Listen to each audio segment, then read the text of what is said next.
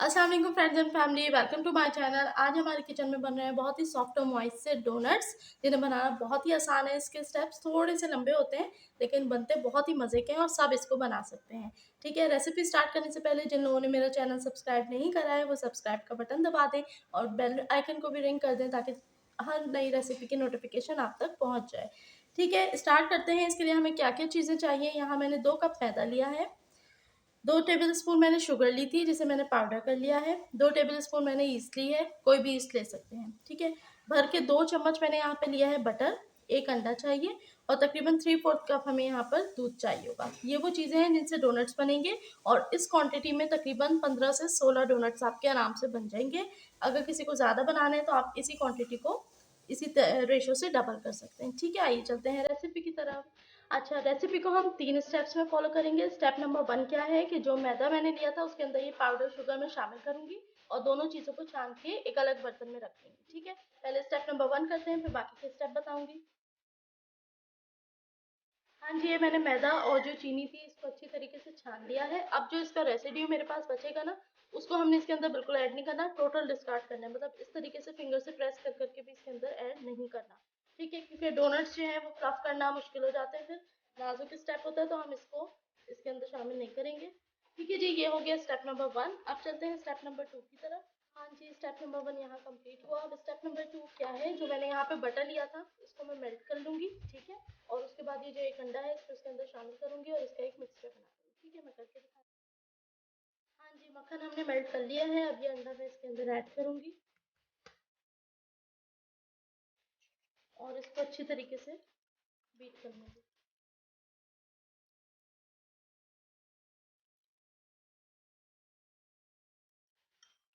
Side वाला भी ले लेंगे पूरा ताकि कंप्लीट क्वांटिटी बन जाए। अच्छा, इसको हमने यहाँ बीट कर लिया है, इसको अब रोकेंगे। अब हम चलते हैं थर्ड स्टेप की तरफ। थर्ड स्टेप हमारा क्या है, एक पैन के अंदर हम इस दूध को हल्का सा नीम गर्म करेंगे। हमें इसे तेज गर्म नहीं करना, बिल्कुल नीम गर्म करके ईस्ट इसके अंदर ऐड करेंगे। चलिए आइए थर्ड स्टेप करते हैं। हाँ जी, यहाँ मैंने 3/4 कप दूध इसके अंदर ऐड करा है।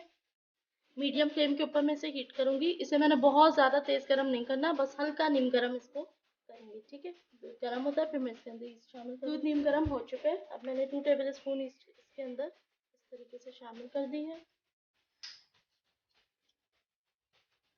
कम्प्लीटली इसके अंदर ऐड कर देंगे और हल्का हल्का इसको जो है स्टेयर करेंगे ताकि इसके अंदर कोई लंप बाकी ना रहे।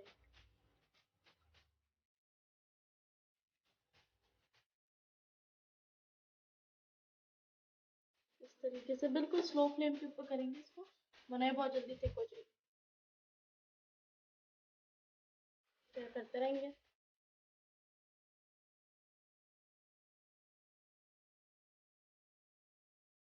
ठीक है, ईस्ट इसके अंदर अच्छी तरीके से डिजोल्व हो गई है। अब इसके अंदर कोई भी लंप बाकी नहीं है। अब क्या करना है, हमें इसी फ्लेम के ऊपर इसे ढक के तकरीबन 3 से 5 मिनट तक दम देना है। ठीक है, बिल्कुल स्लो फ्लेम के ऊपर। जितनी देर में ये हो रहा है हम चलते हैं नेक्स्ट स्टेप की तरफ। जी फ्रेंड्स, अब ये जो आटे और मैदे और चीनी का मिक्सचर हमने जो है छान के रखा था, इसे अच्छी तरीके से हम मिक्स कर लेंगे चम्मच की मदद से। हाथ का इस्तेमाल अभी इसके अंदर हमने नहीं करना, बस चीनी को मैदे के अंदर अच्छी तरीके से डिजोल्व करना। ठीक है, हल्के हल्के हाथों से हमने इसे मिक्स कर लिया।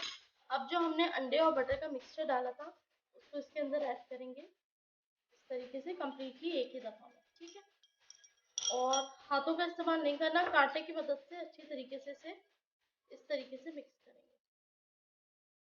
जनाब, इसके आटे की पोजीशन है ये।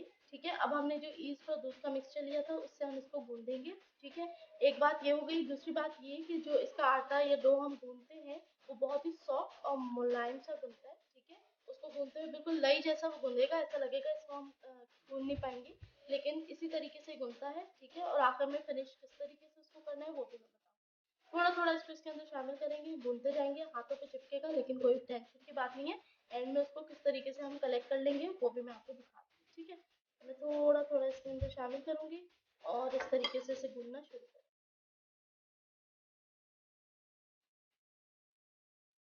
हाँ जी, इसका आटा हमने गूंद दिया। आप देख सकते हैं किस तरह ये हाथ पे चिपक रहा है। ठीक है, अब इसका क्या सोल्यूशन होता है कि यहाँ पे मैंने ऑयल लिया है 2 टेबल स्पून। इस तरीके से इसके ऊपर रखेंगे और इसको जी अच्छी तरीके से समेटेंगे ऑयल के साथ। फिर ये हाथों पे भी चिपकना बंद कर देगा और अच्छी लचक के साथ ये राइज होगा। थोड़ा और चाहिए। इस तरीके से इसके ऊपर लगाया है। अब इसको थोड़ा भून देंगे।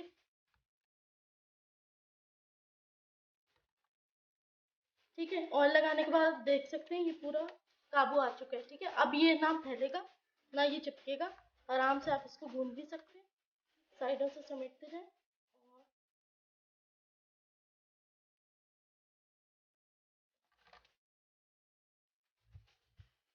अब मैंने इसे अच्छी तरीके से गूंद लिया है। अब मैं इसे किसी बड़े वाले बोल के अंदर शिफ्ट करूंगी। आटा गूंद चुका है। अब हमने इस तरह का कोई भी बड़ा सा बोल ले लेना है, क्योंकि आटे को हम इसके अंदर शिफ्ट करेंगे और रखेंगे तकरीबन 3.5 से 4 घंटे के लिए। जिनके पास ज़्यादा टाइम है वो 5 से 6 घंटे भी इसको रख सकते हैं। जितना टाइम आप रखेंगे उतना अच्छा ये राइस होगा। ठीक है, इस बोल को भी हम ग्रीस कर लेंगे ताकि इसके अंदर जो है ऑयल की वजह से लचक आ जाए और आटा आपका बहुत अच्छा फूले। ठीक है, मैं इसके अंदर ऑयल डालूंगी और अच्छे तरीके से इसे इस तरीके से ग्रीस कर।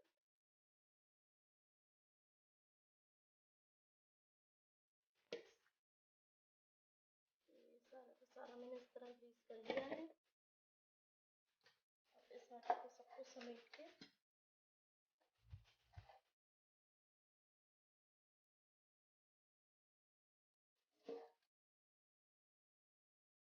इसके अंदर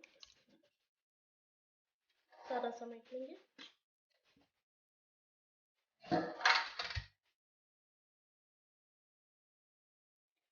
एक दफ़ा और अच्छी तरह इसको इसी के अंदर भून लेंगे। ठीक है, आप देख सकते हैं उस वक्त किस तरीके से आटा गुन रहा था, चिपक रहा था हाथों पे, और अब ये कितना अच्छा मुलायम हो चुका है।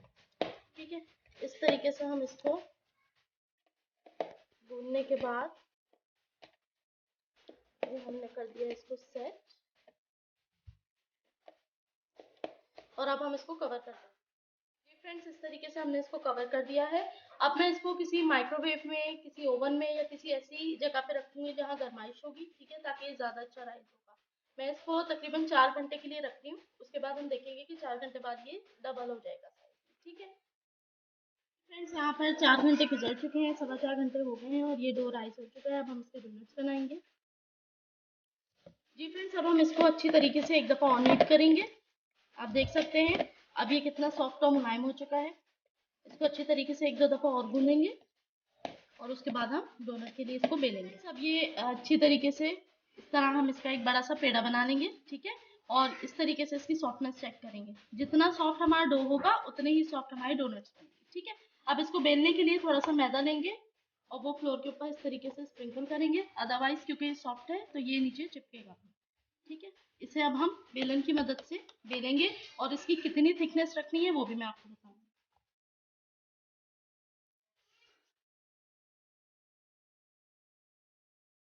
बहुत ही सॉफ्ट और फ्लफी इसका डो है।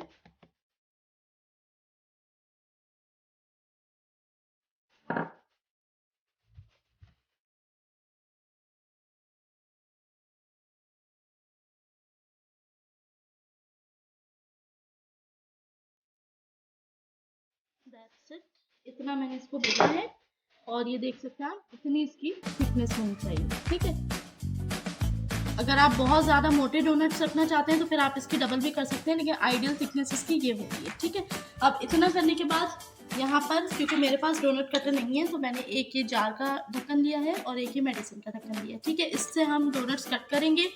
डोनट्स कट करने के बाद निकाल लेंगे और जो बचा हुआ डो होगा उसको दोबारा से भून के हम दोबारा डोनट करते हैं। मैंने एक ट्रे ले लिए जिसमें 2 ड्रॉप्स ऑयल डाल के इस तरीके से मैं उसे ग्रीस कर लूँगी, जिसमें डोनट्स हम कट करके रखेंगे। ठीक है, इस तरीके से हल्का हल्का मैंने इस पे ग्रीस कर लिए ताकि ये स्टिक ना हो। अब मैं डोनट्स को कट करूंगी इस तरीके से।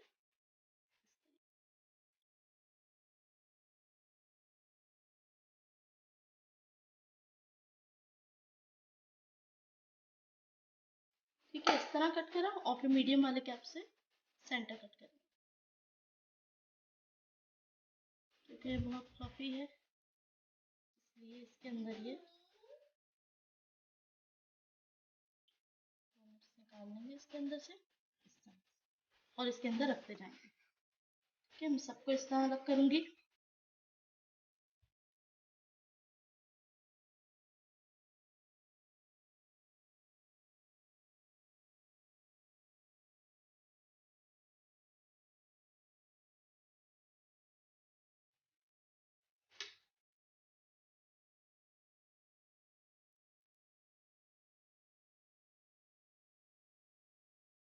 ठीक है, अब ये जो बच गया है रेसिड्यू, इसको दोबारा हम गूंद देंगे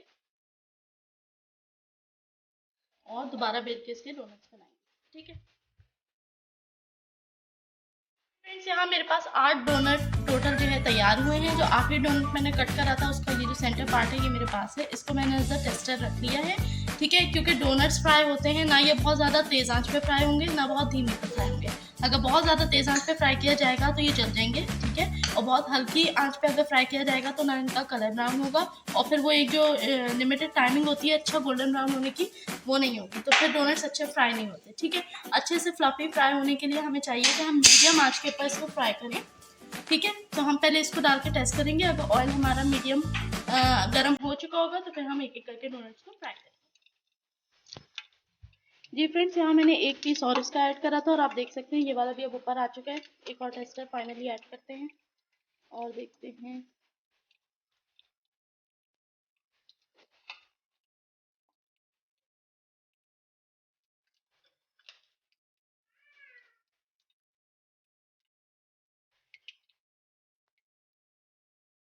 हाँ जी, ये ऊपर आ चुका है। इट मीन्स कि तेल हमारा गर्म हो चुका है। अब हम बिस्मिल्लाह पढ़ के इसके अंदर डोनट्स ऐड करेंगे।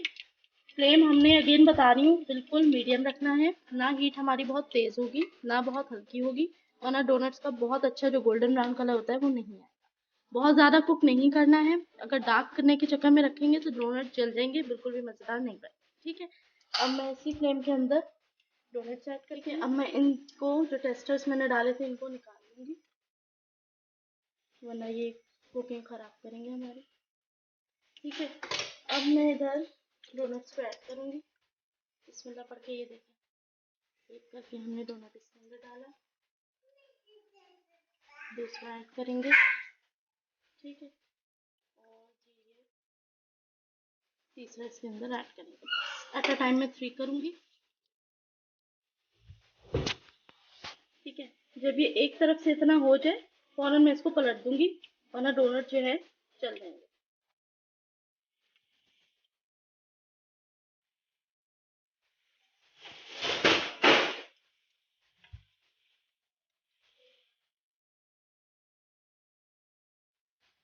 जी तो फ्रेंड्स, अब यहाँ पर हम डोनट के लिए सॉस प्रिपेयर करेंगे। सॉस प्रिपेयर करने के लिए हमें मिल्क, बटर और चॉकलेट्स चाहिए।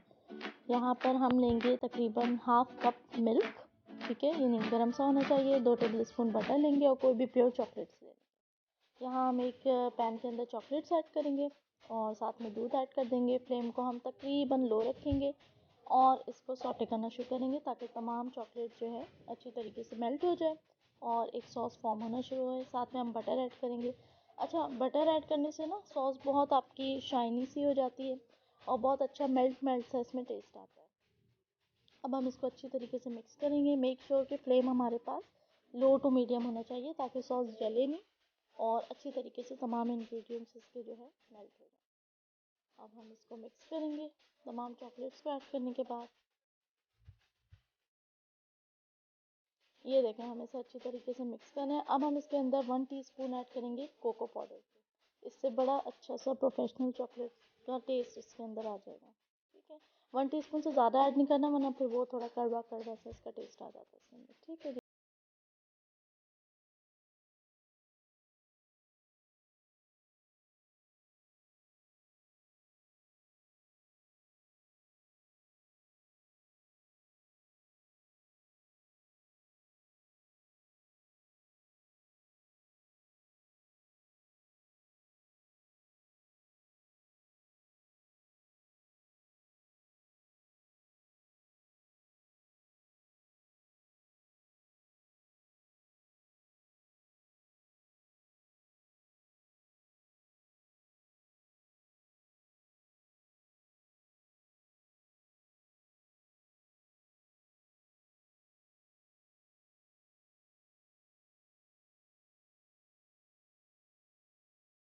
अच्छी तरीके से इसके अंदर स्टिक हो गई है।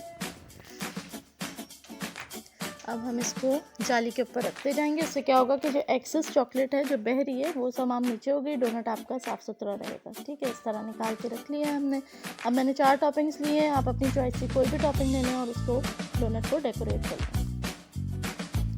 हाँ जी, अब डोनट को डेकोरेट करने की बारी है। हम इसके ऊपर बंटीज, कंडेंस मिल्क और जो मर्ज़ी आप अपनी डेकोरेट करें। जी तो फ्रेंड्स, ये था हमारी डोनट की रेसिपी। आपको पसंद आई होगी, इसको लाजमी ट्राई करें। मिलेंगे अगली वीडियो के साथ। इसको मैं डेकोरेट कर रही हूँ और